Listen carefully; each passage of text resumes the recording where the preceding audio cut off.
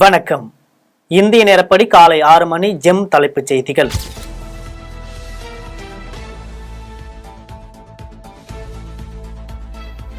மோடி 3.0 அமைச்சரவையில் எந்த அமைச்சருக்கு எந்த துறை ஒதுக்கீடு? வெளியான அதிகாரப்பூர்வ அறிவிப்பு. பாதுகாப்புத்துறை ராஜ்நாத் சிங், உள்துறை கூட்டுறவுத்துறை அமித்ஷா, சாலை போக்குவரத்து மற்றும் நெடுஞ்சாலைத்துறை நிதின் கட்கரி, சுகாதாரம் மற்றும் குடும்ப நலத்துறை, ரசாயனம் மற்றும் உரத்துறை ஜே.பி. நட்டாவுக்கும் ஒதுக்கீடு.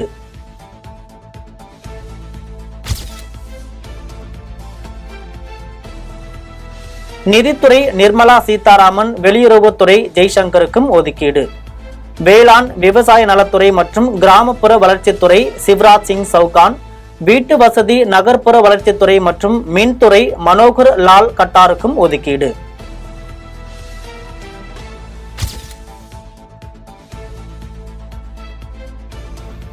கனரக தொழில்துறை இரும்பு எஃகுத்துறை H.D. குமாரசாமி, வர்த்தகம் மற்றும் தொழில்துறை பியூஷ் கோயலுக்கு ஒதுக்கீடு. கல்வித்துறை தர்மேந்திர பிரதான், சிறு குறு நடுத்தர தொழில்துறை ஜிதன் ராம் மஞ்சிக்கும் இலக்காக ஒதுக்கீடு.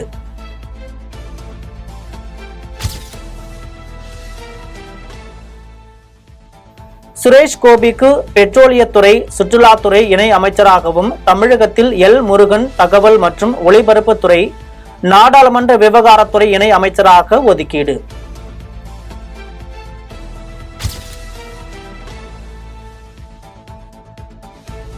பிரதமர் பதவியேற்பு விழாவில் தென்பட்டது சிறுத்தையா? டெல்லி போலீசார் விளக்கம். பிரதமர் பதவியேற்பு விழாவின் போது சிறுத்தை போன்ற விலங்கு ஒன்று ஜனாதிபதி மாளிகைக்குள் சுற்றி வரும் வீடியோ இணையத்தில் வைரல். இது உண்மையல்ல, கேமராவில் படம் பிடிக்கப்பட்ட விலங்கு ஒரு சாதாரண வீட்டு பூனை. தயவு செய்து இது போன்ற வதந்திகளை பரப்ப வேண்டாம் என வலியுறுத்தல்.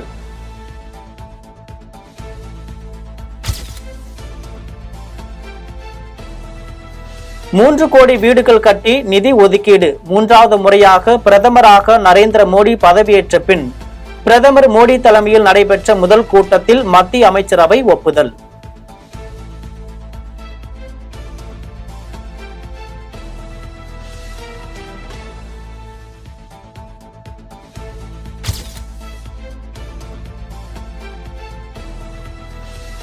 இந்தியா வந்துள்ள வங்கதேச பிரதமர் ஷேக் ஹசீனாவை காங்கிரஸ் நாடாளுமன்ற குழு தலைவர் சோனியா, MP ராகுல், பொதுச் செயலாளர் பிரியங்கா ஆகியோர் நேரில் சந்திப்பு. வங்கதேச பிரதமர் ஷேக் ஹசீனா ஆரத்தழுவி வரவேற்பு.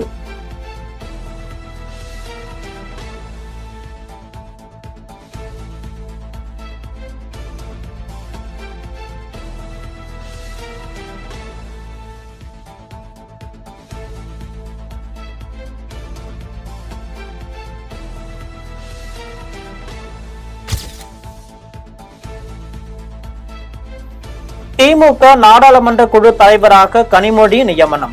மக்களவை குழு தலைவராக TR பாலுவும், மக்களவை குழு துணைத் தலைவராக தயாநிதி மாறனும் நியமனம். மக்களவை கொறடாவாக ராசாவும், மாநிலங்களவை குழு தலைவராக திருச்சி சிவாவும், மாநிலங்களவை குழு துணைத் தலைவராக சண்முகம் நியமனம். மாநிலங்களவை கொறடாவாக வில்சன்மும், திமுக நாடாளுமன்ற பொருளாளராகவும் ஜெகத் ரட்சகனும் நியமனம். எம்மை போல் தேர்தல் ஆணையத்தின் அங்கீகாரத்தை பெற்றுள்ள நாம் தமிழர் கட்சி சீமானுக்கு விடுதலை சிறுத்தைகள் கட்சி தலைவர் தொல் திருமாவளவன் வாழ்த்து. தமிழகத்தில் 39 தொகுதிகளிலும் தனித்து போட்டியிட்ட நாம் தமிழர் கட்சி 8.19% வாக்குகளை பெற்றதற்கு பாராட்டு.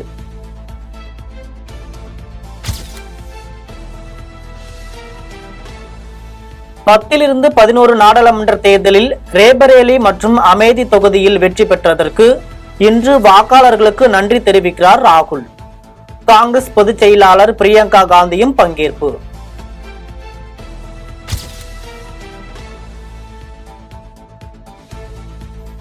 தமிழகத்தில் கலவரம் செய்தால்தான் பாஜக வளரும். நெல்லை பாஜக மாவட்ட தலைவரிடம் இந்து மக்கள் கட்சி மாநில துணை செயலாளர் பேசிய ஆடியோ சமூக வலைதளங்களில் வைரலாகியதால் பரபரப்பு. அவரு பூரா கட்சிக்காரனை பார்த்து கொடுக்கல, அவரு வேண்டிய ஆளுக்கு சொந்தக்காரன ஒரு டீம் போட்டிருந்தாங்க. சரி, அது அப்படி போய் அது கொஞ்சம் கொலாப்ஸ் ஆயிட்டு ஏற்கனவே வாங்கினவனும் கொடுக்கல இவ்வளவுதான்.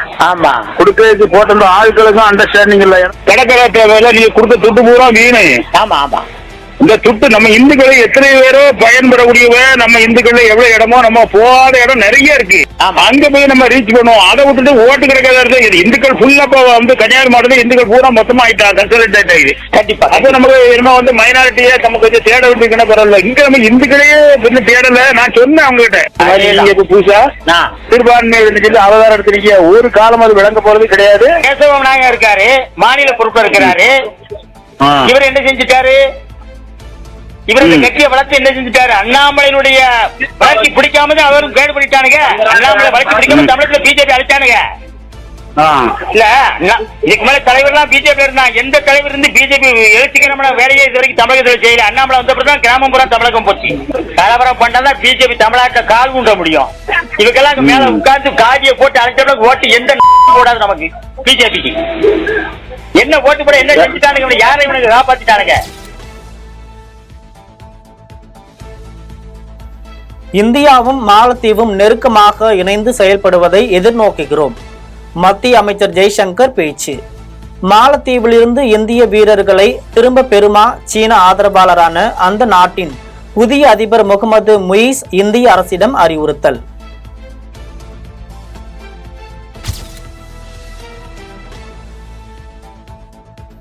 விக்கிரவாண்டி தொகுதிக்கு ஜூலை 10ஆம் தேதி இடைத்தேர்தல். தேர்தல் ஆணையம் அறிவிப்பு. வேட்பு மனு தாக்கல் ஜூன் 14ஆம் தேதி துவங்கும் என தகவல்.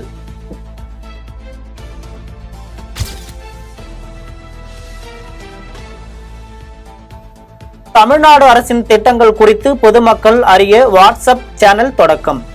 அரசின் திட்டங்களை வாட்ஸ்அப் சேனல் மூலம் இனி பொதுமக்கள் தெரிந்து கொள்ளலாம்.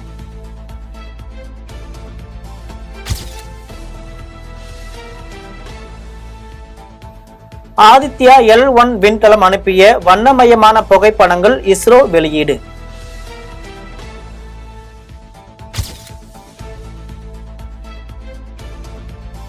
மும்பை விமான நிலையத்தில் 19 கோடி மதிப்புள்ள தங்கம் பறிமுதல். 2 வெளிநாட்டவர் கைது.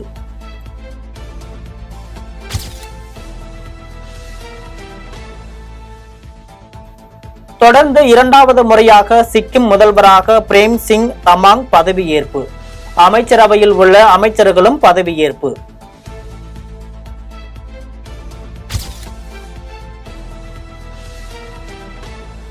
ஈராக்கில் போதைப் பொருள் கடத்திய 7 பேருக்கு மரண தண்டனை. பயன்பாடு மற்றும் கடத்தலுக்கு எதிராக கடுமையான நடவடிக்கை. அந்நாட்டு பிரதமர் உத்தரவு.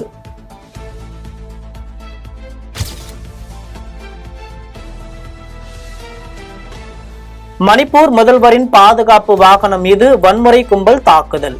அதிர்ஷ்டவசமாக உயிர் தப்பினார் முதல்வர் பைரேன் சிங். 2 பாதுகாப்பு படை வீரர்கள் காயம். இச்சம்பவம் குறித்து போலீசார் தீவிர விசாரணை.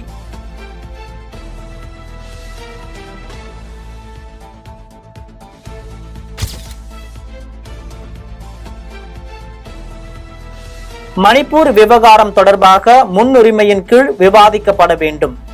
RSS தலைவர் மோகன் பகவத் வலியுறுத்தல்.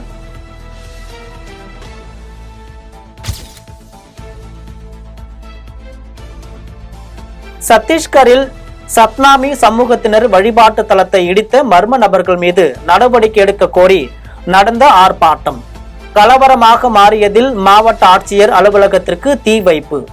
போலீசார் தடியடி நடத்தியும் கண்ணீர் புகை குண்டுகளை வீசியும் வன்முறை கும்பல் விரட்டி அடிப்பு.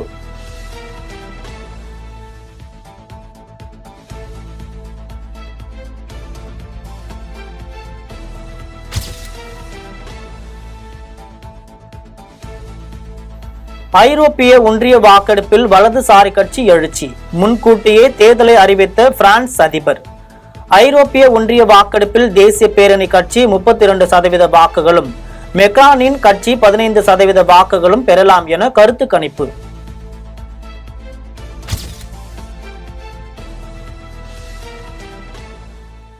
பாகிஸ்தானில் வெடிகுண்டு தாக்குதலில் 7 ராணுவ வீரர்கள் பலி. வெடிகுண்டு தாக்குதலுக்கு எவ்வித பயங்கரவாத அமைப்பும் பொறுப்பேற்கவில்லை. பாகிஸ்தான் பிரதமர் ஷபாஸ் ஷெரீப் கண்டனம்.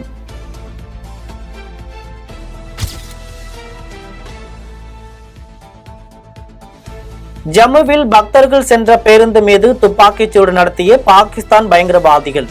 போலீஸ், ராணுவம் மற்றும் சிஆர்பிஎஃப் படையினர் ட்ரோன் வாயிலாக தேடுதல் வேட்டை தீவிரம்.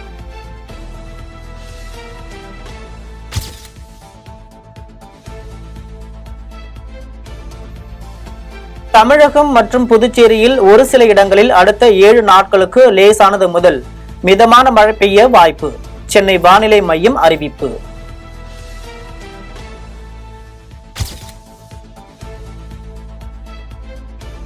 நடிகர் கவுண்டமணி கதாநாயகனாக நடிக்கும் ஒத்த ஓட்டு முத்தையா திரைப்படம் ஃபர்ஸ்ட் லுக் போஸ்டர் வெளியீடு.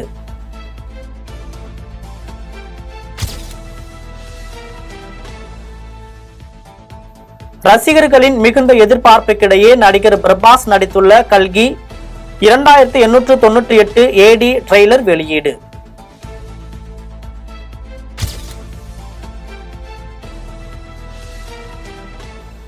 இரண்டாவது திருமண நாளை கணவர் மற்றும் குழந்தைகளுடன் வெளிநாட்டில் கொண்டாடிய நயன்தாரா.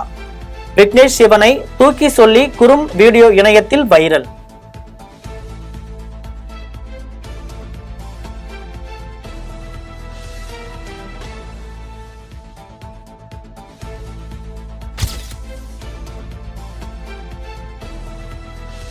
குளியல் அறை தொட்டியில் அரை நிர்வாண கோலத்தில் பிரணீதா.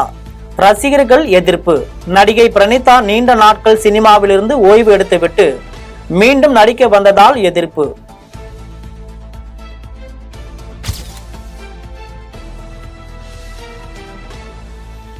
மும்பையில் அடுக்குமாடி குடியிருப்பில் பிரபல நடிகை வசித்து வந்த வீட்டில் துர்நாற்றம். போலீசார் வீட்டின் கதவை உடைத்து உள்ளே சென்று பார்த்தபோது நடிகை மலபிகா தாஸ் இறந்து கிடந்த சடலம். உடலை கைப்பற்றிய போலீசார் பிரேத பரிசோதனைக்கு அனுப்பி வைப்பு.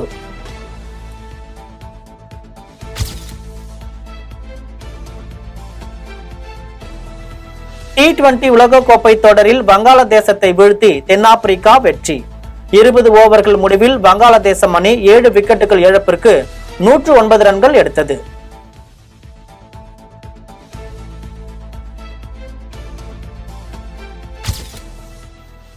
இத்துடன் ஜெம் செய்திகள் நிறைவடைகின்றன. மீண்டும் ஜெம் செய்திகள் காலை 8:30 மணிக்கு.